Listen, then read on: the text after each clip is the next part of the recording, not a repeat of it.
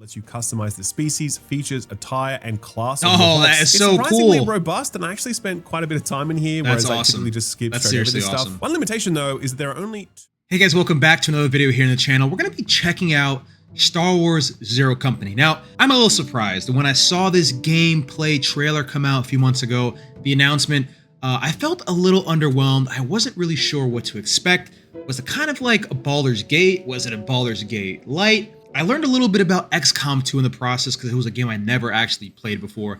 I'm looking forward to checking out the game when it comes out, and the hype is sort of building. I've been seeing some content about it on YouTube, so today we're going to check out some hands-on impressions that other YouTubers had the opportunity to, well, spend time with the game pretty much, their thoughts and whatnot. I found this video in particular from a YouTuber called Skill Up, and the video title, as you can see for itself, pretty much is giving a positive feedback to the game. I've seen positive feedback from other YouTubers like XHeart Ladder. I've seen some cool stuff from IGN.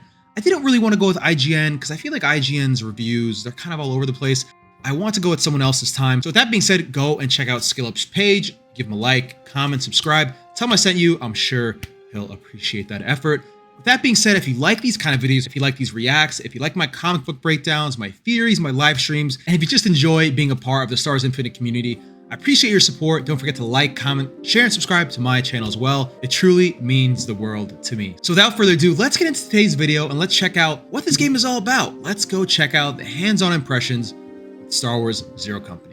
Really excited to talk about All right, why. good sign Most already, of us have right? a pretty Let's firm see. idea of what these XCOM style strategy games are at this point. We know the general size and shape of them, and because we know that, I think we keep forgetting how genuinely surprising they can be, and I'll give you two examples. But I genuinely had forgotten how surprising this genre could be when I booted up the preview build for Star Wars Zero Company, because I think we can all picture a Star Wars XCOM game in our heads, right? Like it's a pretty obvious pairing, so how surprising could it be?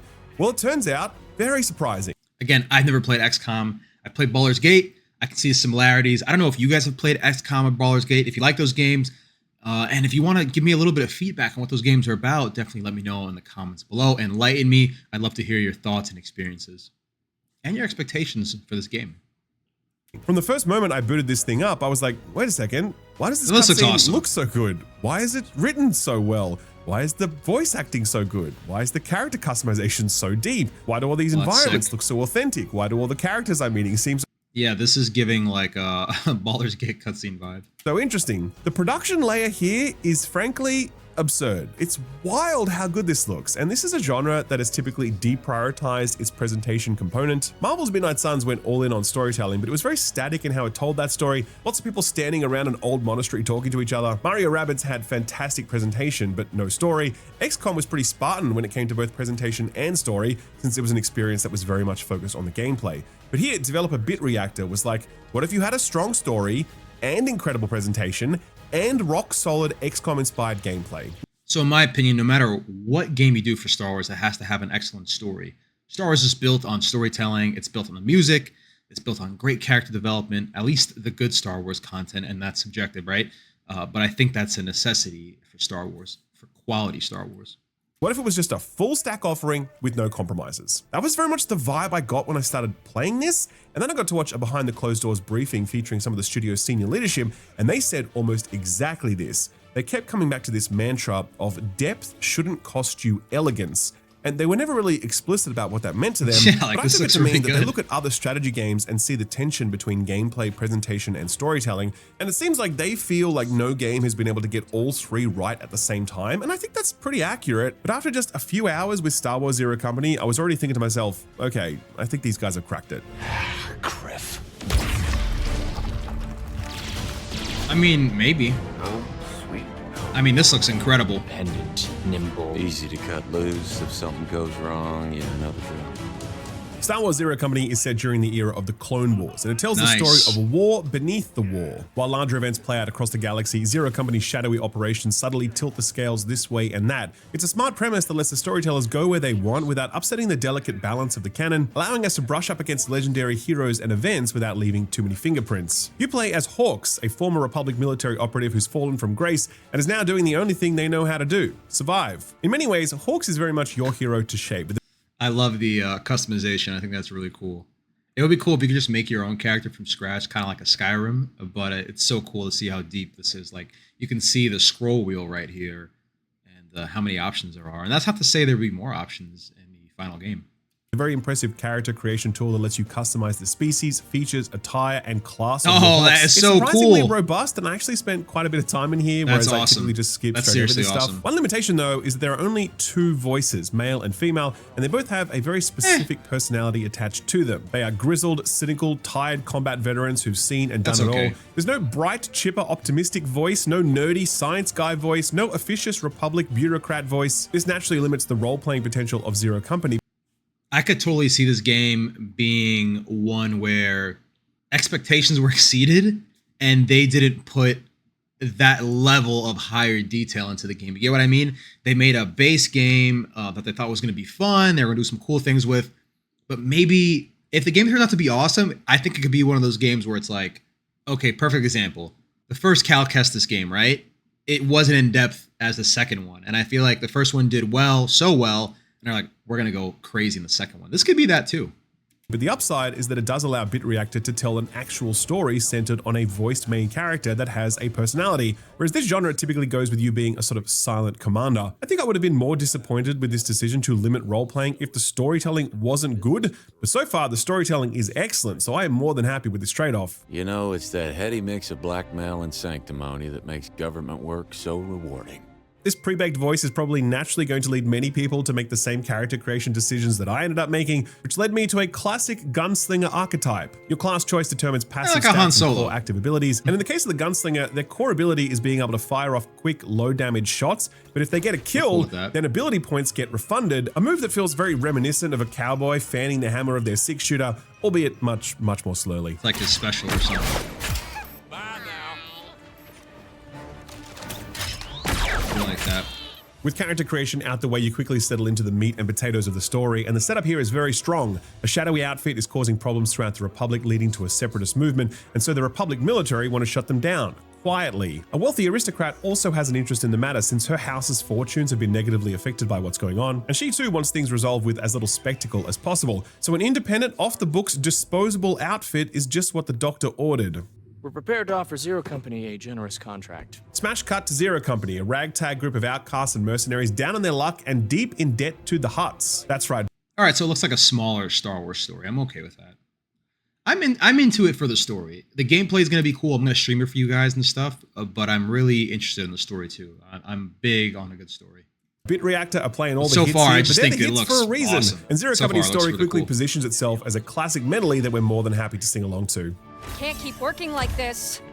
I was just about to refresh her. Cab said it wasn't his fault, but he won't do it again. What? No, this is about money. Wrench is due and our last 2 clients skipped out on us. We just wrapped up the Sarah Lonis job. Well, even when they pay up, it won't cover a third of our debt to the Hutts.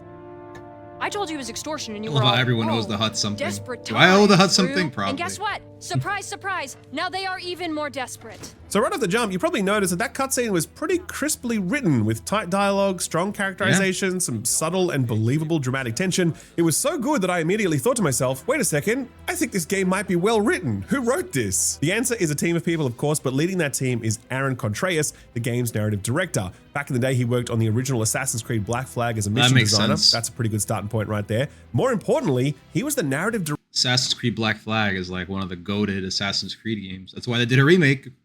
director on Star Wars Jedi Fallen Order and Jedi Survivor. And those are fantastically well-written Star Wars games. They're like some of the best Star Wars stuff All that's makes come out sense. since the original trilogy. Really great writing, and now he's the narrative director on this, and you can feel both his talent and his experience with the Star Wars franchise. Every can't new get over how character I good met this was looks. interesting and had personality. Every new plot point was intriguing. Even minor interactions between characters felt thoughtful and worthwhile, endearing me to these characters while adding color to their relationships with one another, while never forgetting that all of this sits within a broader Star Wars plot, and that these people have got a job to do. Speaking of mysteries, for a guy who barely played, that little Rhodian was suspiciously lucky at Corellian Spike. You think he was rolling loaded chance cubes? And here's what makes all of this even more This is starting to feel like a game that's going to surpass expectations and is going to surprise people based on what this guy is saying. Now, again, I don't know if he's affiliated. I don't know if he's being paid. Some people claim they're sponsored. This is off topic, right? Some people claim they're sponsored. They're not sponsored. I think a lot of people are sponsored and they don't just say it. I don't know if that's the case for this guy. I'm not saying this about him at all. But based on what he's saying, it sounds like this is something that's going to surpass expectations and that is going to do better and then what the studios thought too. Because I really haven't heard too much about this game.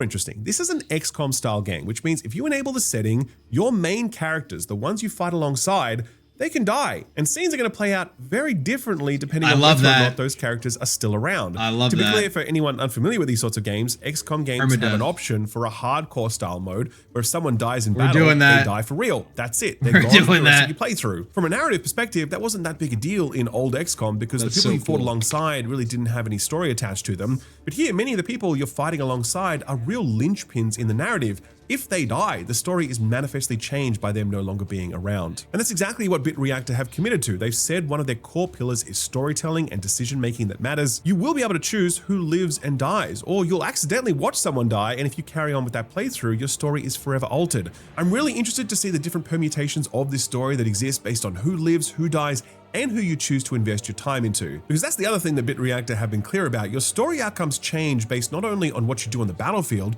but also what you do back at base. You can choose to bring certain people with you on firefights. You can choose to have conversations with them back in the den. You can make decisions that they do or don't agree with. You might have one character who's your ride or die best friend and you take them on every single mission and you make decisions that make them happy the whole way through and you've got nicknames for each other. Alternatively, that same character might be someone that you piss off so much that they end up leaving the team entirely. All of that is on the table. And to cap all of this off, it just feels like a really great Star Wars story. It's tropey in the sense that it's Star Wars and we know the general contours of a Star Wars story, but it's hitting those beats while also serving up things I wasn't expecting, like some new factions to work with or against, as well as a finely balanced tone that feels...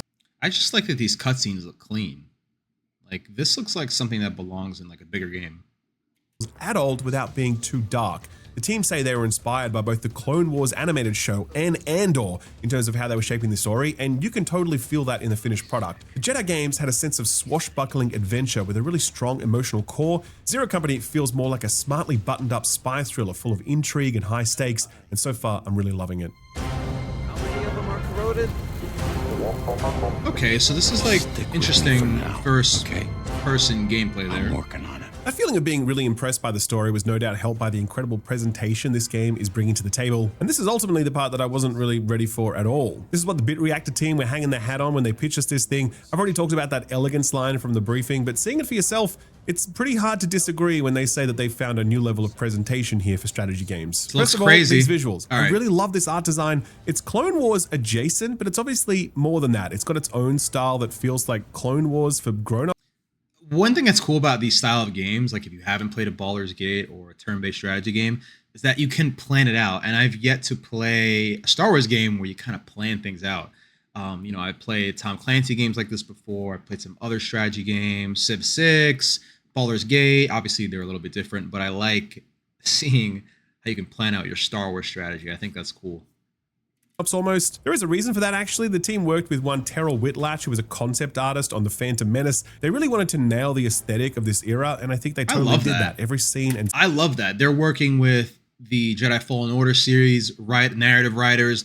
They're working with the people who worked in The Phantom Menace, and that's big. To me, as a Star Wars fan, that's huge, because currently Star Wars, they don't always go back and bring the old crew back, whether that's because of money issues or they haven't reached out. Remains to be seen, but great example. Nick Gillard did the lightsaber combat for the prequel trilogies. The sequel trilogies could use his help. Ahsoka Season 1 could have used his help, in my opinion. And you can see it because even when Hayden Christensen comes back and does his lightsaber combat, he brings Nick Gillard's experience and expertise and choreography with him. So it's cool to see that they're bringing back people from The Phantom Menace to work on the style of game, people from the great times of Fallen Order to work on this kind of game. And it shows. It's showing right now. Granted, it's hands-on, but it's showing. Setting just looks so authentic. It's understated in all the right ways, but it still has the flourishes where they need to be. Furthermore, and I wasn't expecting this at all when I saw this stylized art style, but each character is so wonderfully animated during cutscenes. I mean, just take a look at this. Just stick with me for now, okay? It's like a mocap. I'm working on it. You can hear the tone in Hawke's voice here, sure, but you can also see it on his face. The tilt of his head, the slow blink, the sad look in his eyes, the desperation. You can see it all just by looking at him, and very few games are able to get it this right. The voice acting is also doing some seriously heavy lifting here. I'm playing the male Hawks, incredible voice performance. This guy's just crushing it in every line. The Coil's threat is real, and they're gathering strength. Someone needs to stop them. Last time I bought a pitch, last little gripe, I really want to see them move past this era of Star Wars. I think in a game like this that's new in terms of the genre to Star Wars, right? Turn-based strategy game. Why not do something like The Ninth Jedi 1,000 years after the fact? Why not just go big, go bold? I think that with this level of quality would have been insane. Like that, a lot of good soldiers died.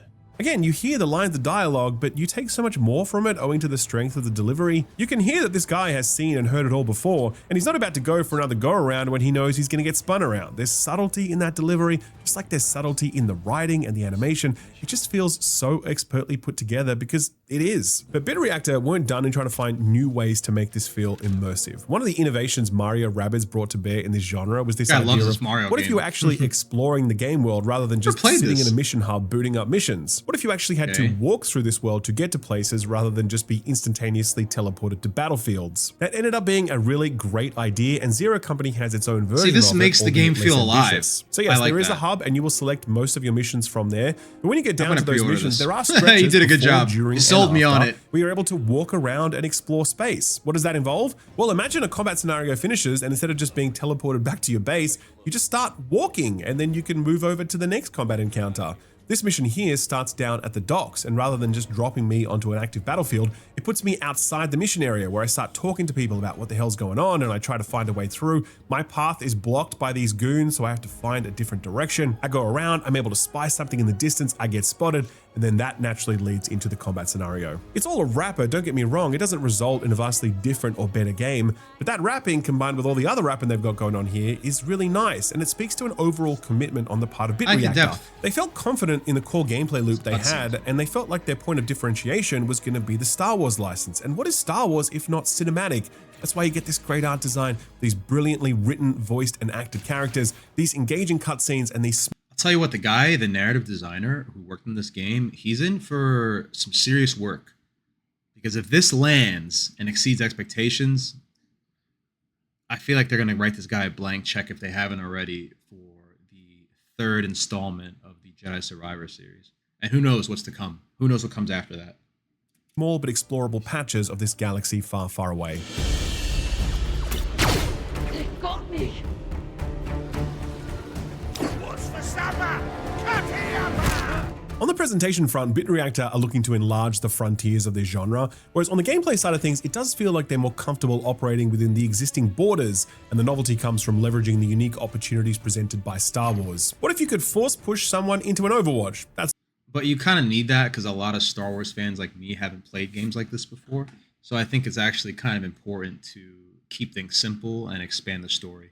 Sort of thing. The starting point here is that good old-fashioned XCOM style gameplay that we know and love, and that Bit Reactor certainly knows and loves, given that a large number of them are former Firaxis people who worked on the XCOM series and Marvel's Midnight Suns. That naturally results in an expertly built combat loop that you can just sink into, and that feels almost like a spiritual successor to XCOM given how similar all of its core elements are. There's different weapon types with their own strengths and weaknesses, there's half cover and full cover, there's explosives, there's Overwatch, there's 95% chance to hit, but still somehow you miss twice in a row. God damn it, why does anyone play these games? All of this feels very familiar, and maybe it might feel a bit too familiar for those of you who are looking for more ideation within the genre, but I remind you that the last numbered XCOM game came out 10 years ago, and we sure as shit aren't getting a new numbered entry anytime soon, at least not as far as I know. So if a spiritual successor made by a bunch of Firaxis veterans is the closest thing we're gonna get, I'll gladly take it. There were some little gameplay flourishes here and there.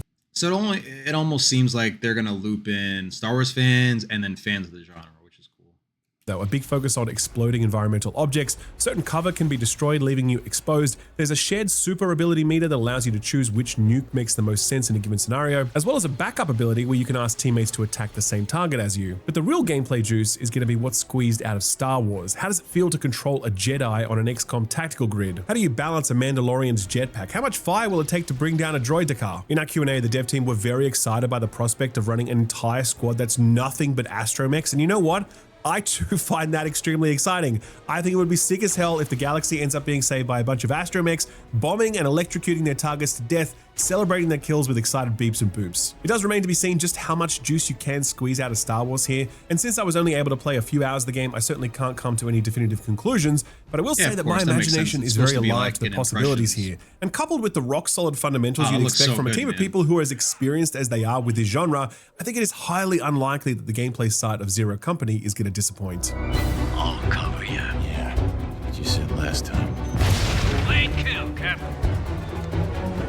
I'll finish with one little tidbit that I got from the Q&A session I attended. Game director and BitReactor co-founder Greg Ford. I want to know what planets you can go to. I heard that there's like a lot of different planets you can go to and stuff like that. Like a lot of different places we know about, so I'm excited about that.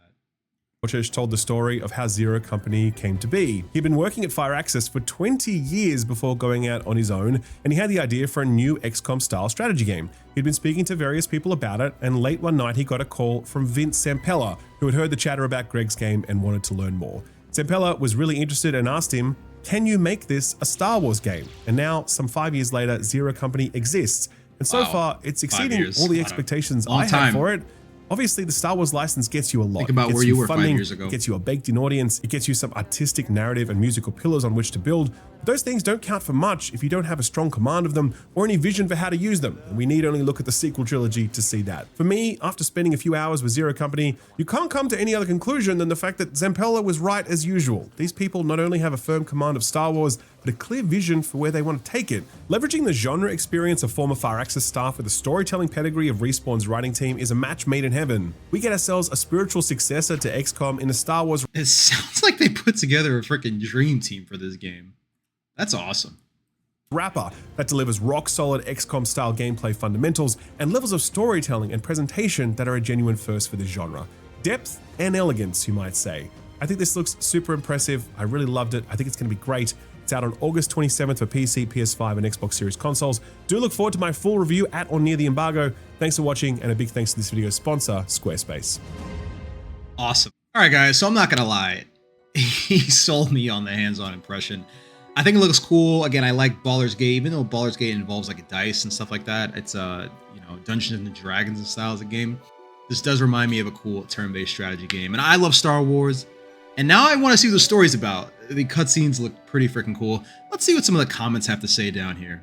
They literally call it ZCOM. I love it. The visuals look a lot better than the initial screenshots. That's true. They absolutely do. Here's one that stands out to me. I know this is the entire point of these early look hands-on videos, but I just want to say the video took me from completely not knowing this game existed to likely buying it on day one in its sub 20-minute runtime. Great work. So he definitely sold it to a few people. He sold it to me. So for that reason, I thought it was pretty cool. I'm going to temper my expectations. I've been excited about other video games before and they haven't panned out. But I'm actually looking for a good single-player game to play. Lately, I haven't found too many single-player games to play.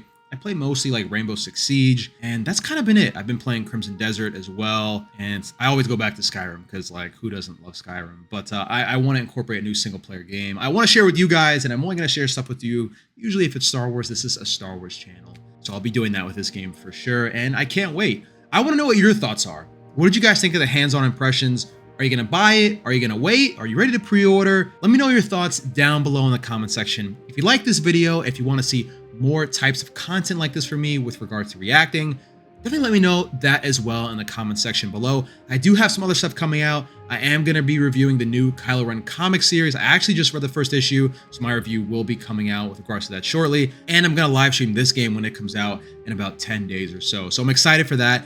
And just excited to be sharing all this stuff with you, learning more about Star Wars, and just enjoying your guys' company and interacting with you guys on a day-to-day basis. So with that being said, guys, I'm out of here. Don't forget to like, comment, share, and subscribe. And until next time, may the Force be with you always. Catch you guys in the next video.